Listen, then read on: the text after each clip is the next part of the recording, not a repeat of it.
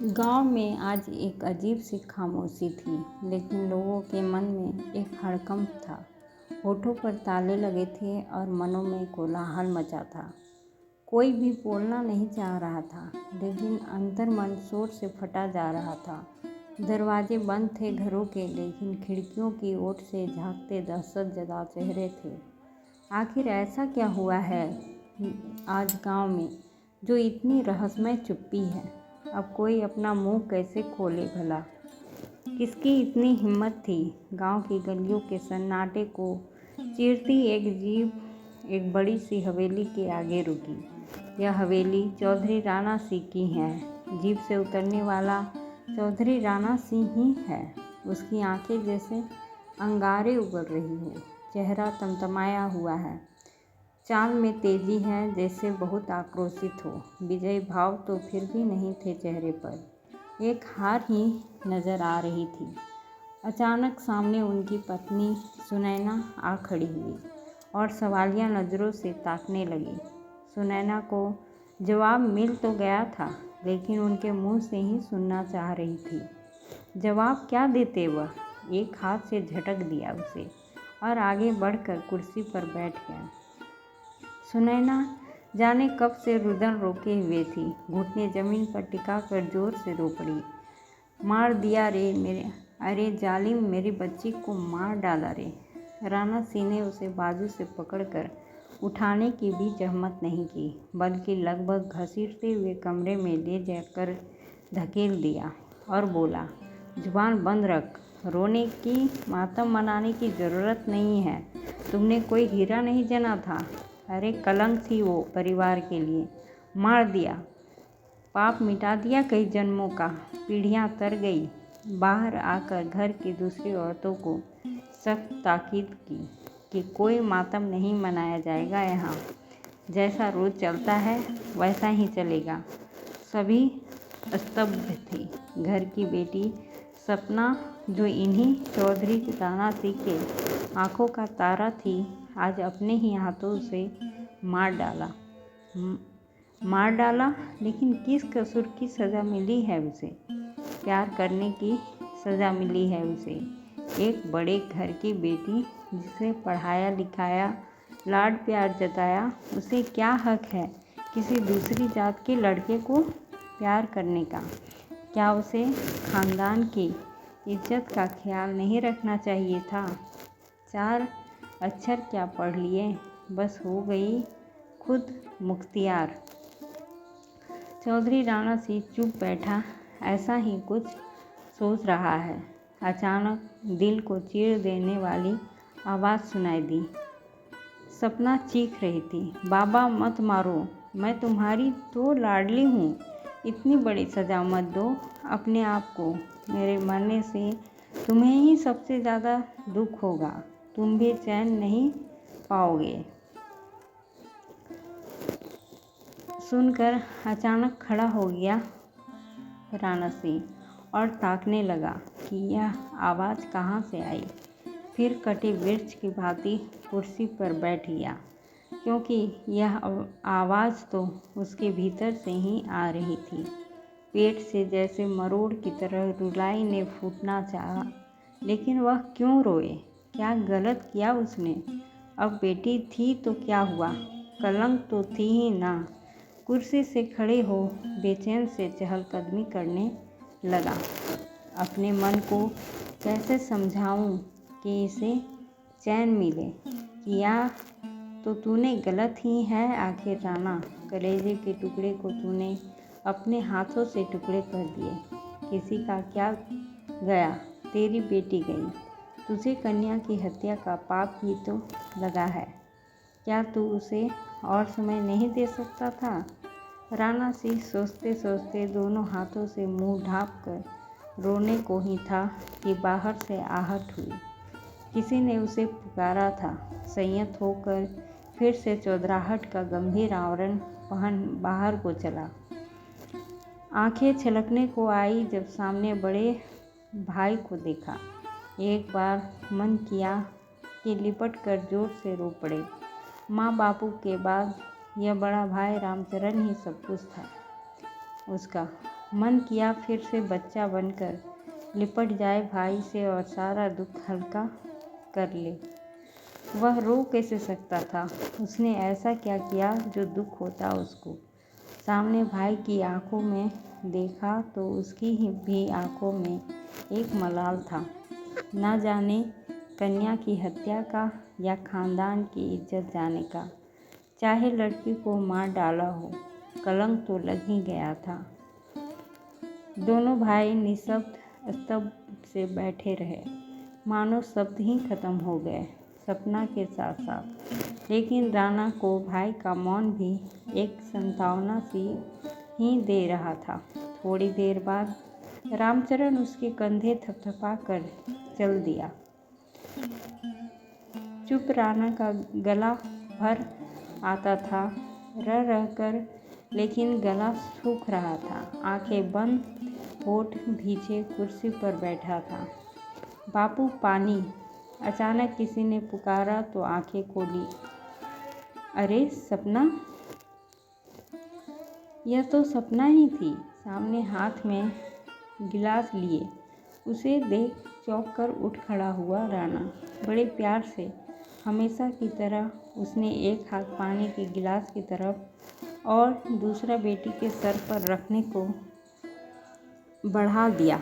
लेकिन यह क्या? दोनों हाथ तो हवा में लहरा कर ही रह गए। अब सपना कहाँ थी? उसे तो उसने इन्हीं दोनों हाथों से गला दबा कर मार दिया था। हृदय से एक फूंक से निकली और कटे मिर्च की भांति कुर्सी पर गिर पड़ा। राणा की सबसे छोटी बेटी सपना, जो 3 भाइयों की इकलौती बहन भी थी, घर भर में सबकी लाडली थी। जन्म हुआ तो दादी नाखुश हुई कि बेटी हो गई। कहाँ तो वह 4 पोतों को देखने को तरस रही थी और कहाँ सपना का जन्म हो गया। 3 ही पोते हुए, अब उसके जोड़ी तो ना बन पाई। राणा सी तो फूला ही नहीं समा रहा था। घर में लक्ष्मी जो आई थी, बहुत लाड प्यार से पल रही थी सपना। जिस चीज़ की मांग की या जिस वस्तु पर हाथ रखा वही उसे मिली। जो तो क्या उसे जीवन साथी चुनने का अधिकार नहीं था? यही सवाल लिए सपना से बड़ा और राणा का छोटा बेटा यानी तीसरे नंबर की संतान रवि सामने खड़ा था। तीनों भाइयों में रवि ही सपना के पक्ष में बोल रहा था कि वह उमेश से शादी कर सकती है। जब लड़का हर तरह से लायक है, सपना को खुश रख सकता है, तो जाति कहीं भी मायने नहीं रखती। आखिर बात तो सपना की खुशी की ही है। लोगों का क्या? वह 4 दिन बाद बनाकर रह जाएंगे। सारी उम्र का संताप दुख तो सपना को नहीं भोगना पड़ेगा। राणा सी के दूसरे दोनों बेटे अपने पिता जैसी ही सोच रखते थे, लेकिन राणा ने अपने तीनों बेटों को ही किसी बहाने से शहर भेज दिया, क्योंकि वह नहीं चाहता था कि जो कुछ भी वह करने जा रहा था उसके लिए उनके बेटों और उनके परिवार किसी मुसीबत में आए। अब रवि सामने खड़ा था, अपनी आंखों में लिए क्रोध, दर्द और विशुद्ध सा बेबस लाचार।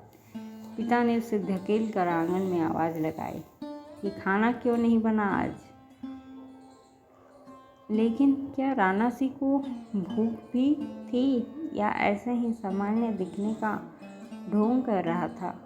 यह तो वह भी नहीं जानता था। बेचैन सा था, जैसे कलेजा फट ही जाएगा उसका।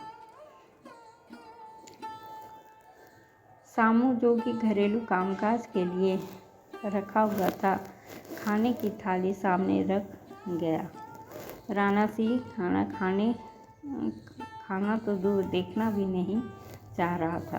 रह रह कर सुनैना की सिसकियाँ गूंज रही थी घर के फैले सन्नाटे में। सिसकियाँ कभी करुण क्रदन में बदलना चाहती थी।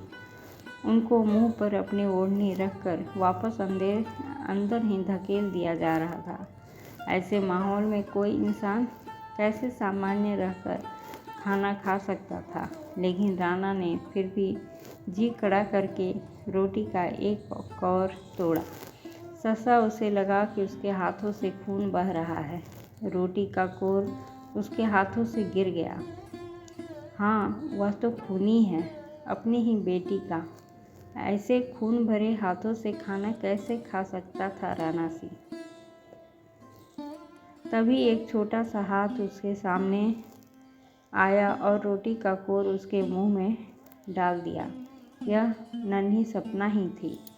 सपना बचपन में जब उसको बापू पर लाड आता तो वह अपने हाथों से ऐसे ही खाना खिलाया करती थी।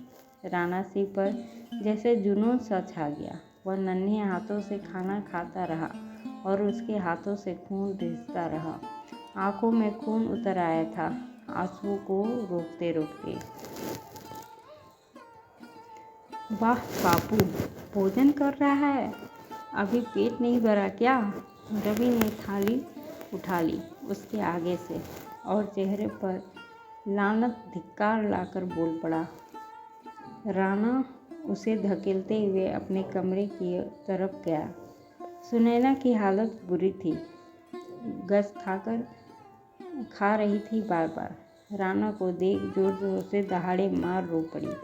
भागकर उसके कुर्ते को पकड़कर जोर से झकझोरने लगी। एक बार तो उसका मन भी हुआ कि वह सुनैना को गले लगाकर जोर से रो पड़े, लेकिन वह क्यों रोए?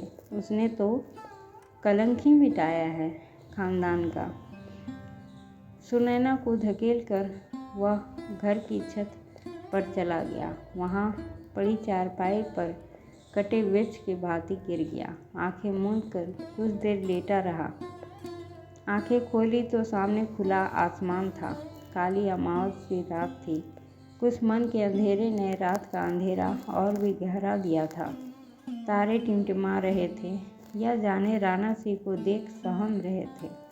अचानक उसे लगा नन्ही सी सपना उसके पास आकर उसकी गोद में बैठ गई हो, और जब वह छोटी थी तो ऐसे ही उसकी गोद में बैठकर आसमान में तारे देखा करती थी। राणा को याद आ रहा था कि कैसे एक रात को बाप बेटी ऐसे ही तारे देख रहे थे। सपना बोल पड़ी, बापू ये तारे कितने सारे हैं, मुझे गिन के बताओ ना। और दोनों बाप बेटी तारे गिनने में व्यस्त हो गए। अचानक राणा ने रुककर कहा, अरे बिटिया, मुझे तो 2 ही तारे नज़र आते हैं तेरी दोनों आँखों में बस, कहकर अपने गले लगा लिया था। जब उसकी माँ का देहांत हुआ तब भी उसने सपना को यह कहकर बहलाया था कि उसकी दादी उससे दूर नहीं गई है, बल्कि आसमान में तारा बन गई है। सपना भोलेपन से पूछ बैठी, बापू एक दिन मैं भी ऐसे ही तारा बन जाऊंगी क्या? फिर आप भी मुझे देखा करोगे यहाँ से? सुनकर राणा काँप उठा था। उसके मुंह पर हाथ रख दिया था और बोला, ना बिटिया ना, ऐसे नहीं बोलते। आंखें भर कर सीने से लगा लिया था और आज सच में ही वह आसमान को ताक रहा था कि कहीं शायद सपना दिख जाए किसी तारे के रूप में। दिल में एक हुक सी कलेजा फटने को हो रहा था।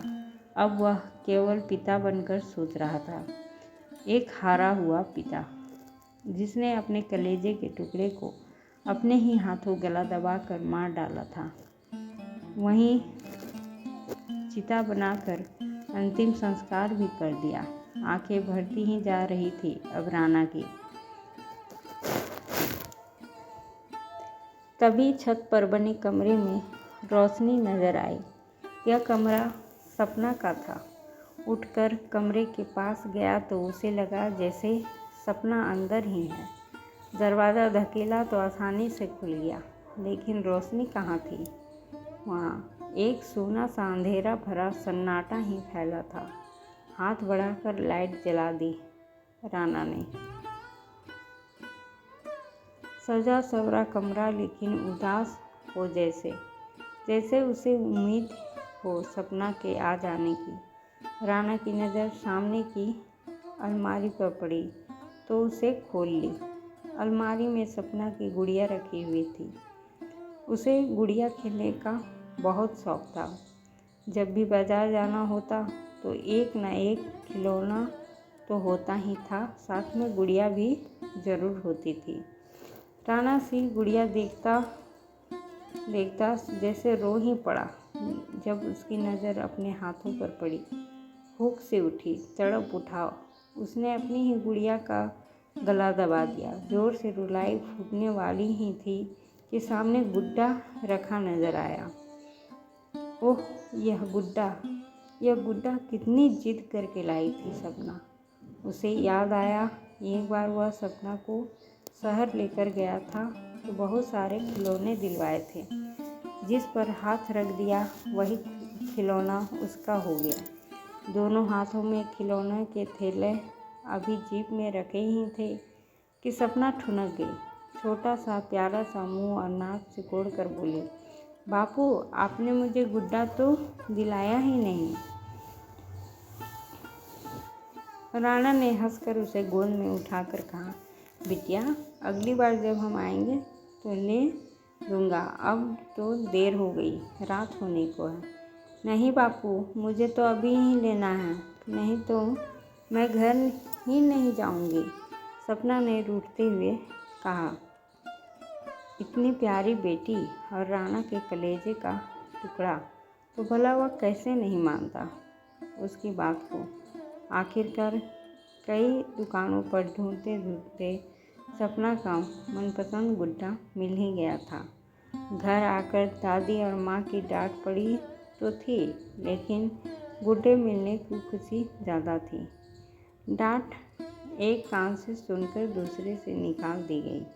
आज वही गुड्डा हाथ में लिए सोच रहा था राणा कि बेटी के इस बेजान गुड्डे लेने की जिद तो पूरी की, लेकिन एक जीते जागते गुड्डे की मांग पर उसने बेटी की जान ही ले ली। सपना ने अपना मनपसंद गुड्डा ही तो मांगा था जो उसे खुश रखता, और उसने क्या किया, बेटी की ही जान ले ली।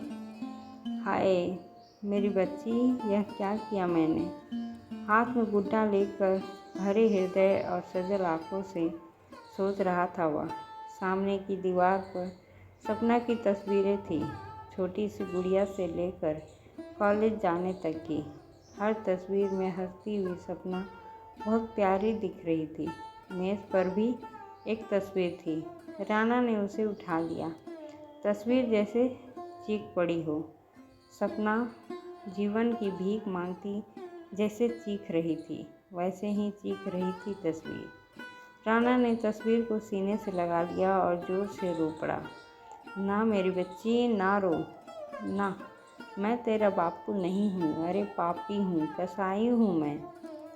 रोते रोते कमरे के बाहर आ गया। गुड्डे और सपना की तस्वीर को सीने से लगा रखा था। छत पर ही एक कोने में सिकुड़ कर बैठ गया और रोता रहा। ना जाने कितनी देर तक। कितनी ही देर बाद उसने गर्दन उठाई और आसमान की तरफ ताकने लगा, जैसे सपना को खोज रहा हो।